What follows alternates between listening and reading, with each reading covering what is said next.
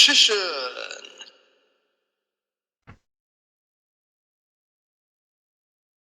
Hey YouTube, Richician84 here, and welcome to Q&A number 93. I apologise that this Q&A is late, because as I mentioned in the community tab, I was really behind on uploads and just needed to catch up on them before doing this. Yeah, I just got really overloaded with them over this past week. Um, Yeah, with duels, those Bean Boozled challenges, 2 top 10 videos, the top 5, and all the GOAT format tournament videos. But yeah, I'm all caught up now and I'm ready to do this. Um, so yeah, the first questions are from Matt and Alison Welch. 1. Any thoughts and opinions on the next set after Duelist Nexus, Age of Overlord? Lots of Supreme King and Magician / Odd Eyes support. Not really. I just remembered I already gave my opinion on the newer Supreme King stuff in an earlier episode. Um, I mean, it is cool for fans of those decks. I mean, I guess it would appeal to me if I was still playing Supreme Kings, Odd Eyes Dimension Dragon, um, and my Highlander Yuya deck by then. But I don't think I'll pick any of it up, to be honest. Not even sure what else is in the set. It depends, really, but at this time, I don't really have any thoughts and opinions. 2. Since they made a retrain of Elemental Hero Flame Wingman, which is Infernal Rage, do you think they will do more retrains of some of the other classic hero fusions? Possibly Thunder Giant or even Rampart Blaster? It is a possibility. Like, I would be keen to see some retrains on them.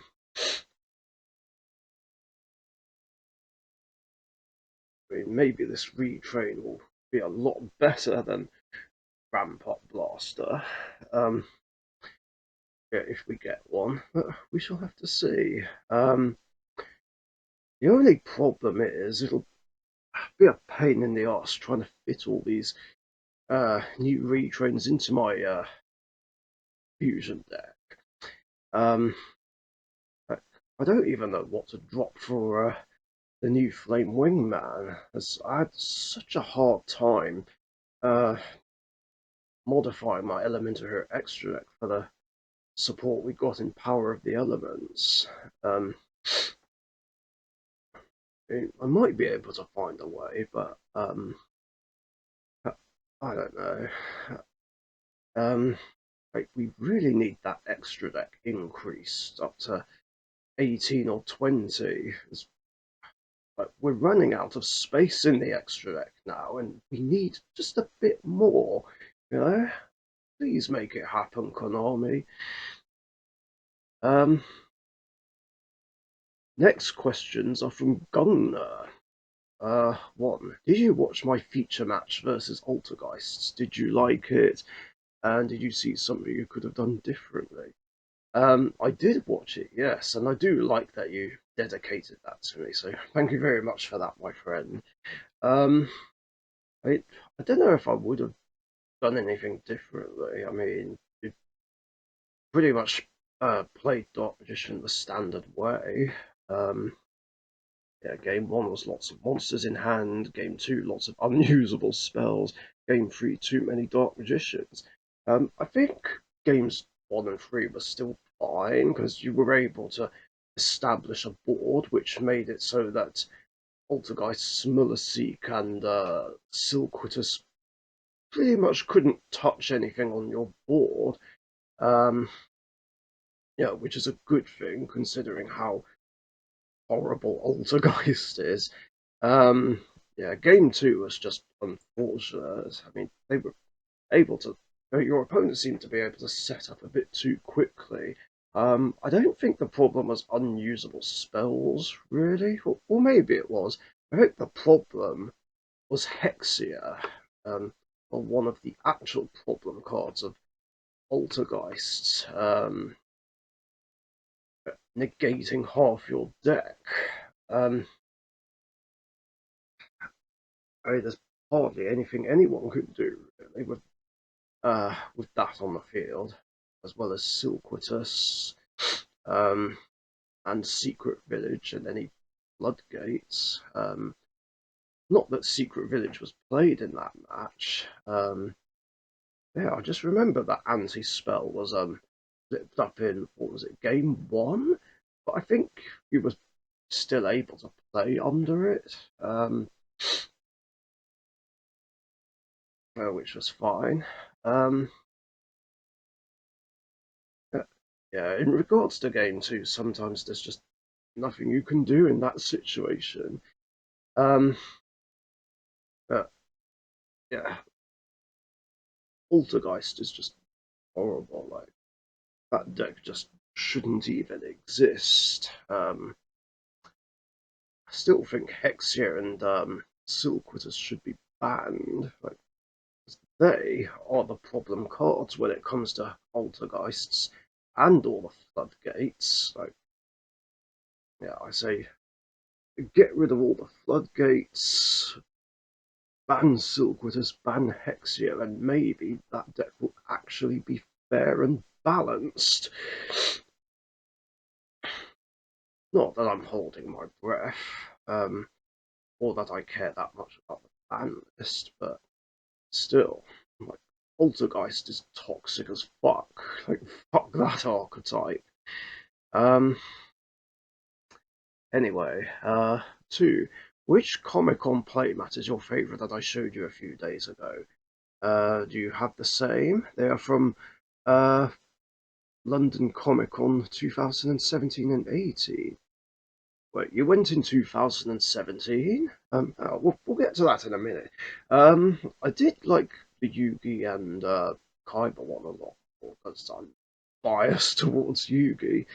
Um, the other one's cool as well, but I really liked that one.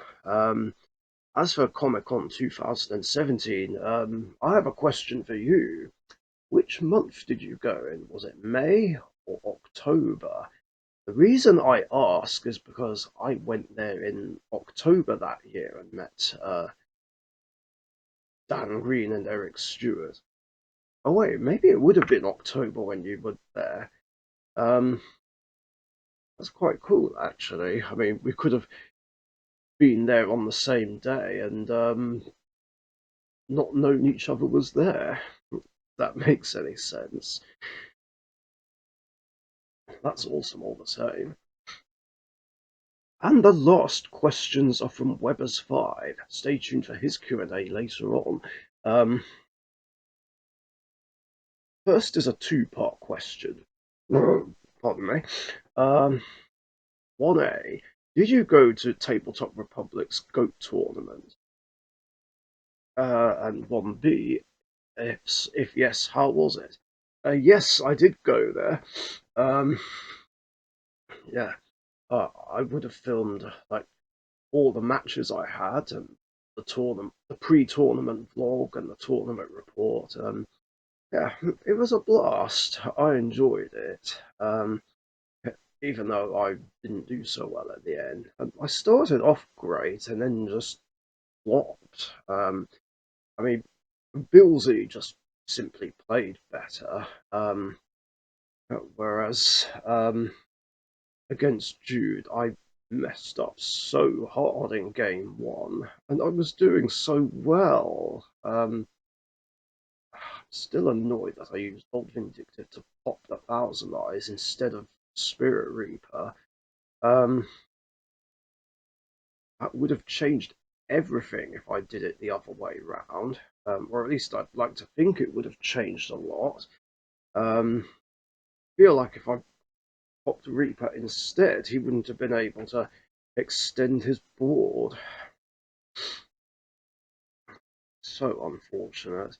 Um, the other thing was there was apparently a slight mistake in one of the games, which one of my subscribers pointed out, and that is if you tribute Sangan for Monster Gate, in goat format, if you tribute Sangan for Monster Gate and it summons Sacred Brain, Sangan must be Chain Link 1. I mean, I vaguely remember um, that moment, but I don't know if it would have really mattered that much. Maybe. I don't know. Um, that, yeah, it was unfortunate, but I still had a lot of fun. Regardless, yeah, it was nice playing in that sort of tournament, and I look forward to the next Goat format one, where I'm more likely going to play Dark Paladin. It's quite tempting to play Elemental Heroes, but I don't think I'll do very well with my Elemental Hero deck because it's more casual and obviously um, doesn't have the support it got after the Lost Millennium. So I don't know.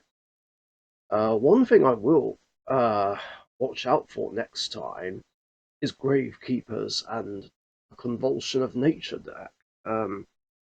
They could be a problem um, in future GOAT tournaments. So I'm going to have to prepare something to specifically counter those decks. Um, yeah, I don't like Burn and I absolutely hate Gravekeepers. Um, really don't want to deal with them, but I want to be prepared for next time, whenever that will be. Um, 2. Would you ever consider getting a tattoo of Dark Magician? No, I wouldn't, to be honest, because tattoos aren't really my thing. I mean, there are tattoos that look really cool, but I'd never get one myself. It's not really my thing, like doing that sort of thing to my body, like piercings, tattoos. Um, yeah, I kind of like my body the way it is. Um, like even though maybe I could lose a little bit of weight, maybe. I don't know. But nah. As cool as it would be to have a Dark Magician tattoo, I don't think I would get one. Plus, I'm not sure I'd be able to cope with the pain of it. You know. Um, And finally, question 3.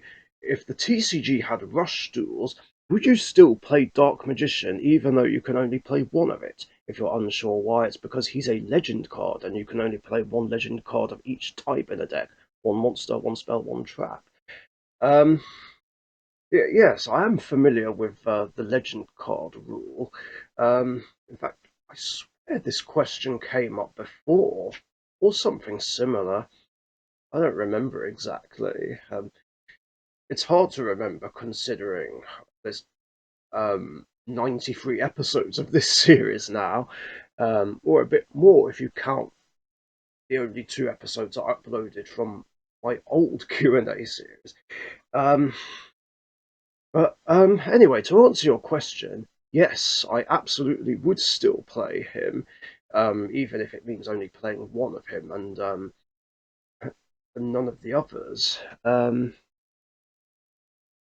So when you say what you said just now, does that mean I can play one legend monster, one legend spell, and one legend trap in the same deck, or could I, or is it literally just one legend card and literally no other legend cards, which I originally thought was the rule? That's something I'd like clearing up. Um, but yeah, I definitely still would play Dark Magician because, well, it's my biased rules. I just have to. Because if I did play Rush duels, I would definitely play a spellcaster deck, and Dark Magician would naturally be my ace monster. Um, but I'd be okay with playing just one.